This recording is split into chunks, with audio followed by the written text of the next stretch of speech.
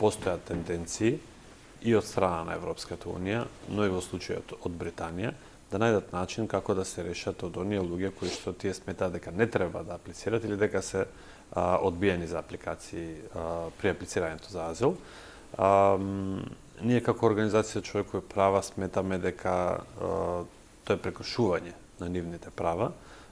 Тие штом се нашли на таа територија треба да им биде овозможена сигурност на таа територија, а не да бидат вратени во некоја си трета земја, а поготово не во Македонија, бидејќи Македонија го нема тој капацитет да биде таков вид на трета земја. Тоа е првично. Втора работа, Македонија не е земја која што сите тие мигранти сакаат да бидат вратени.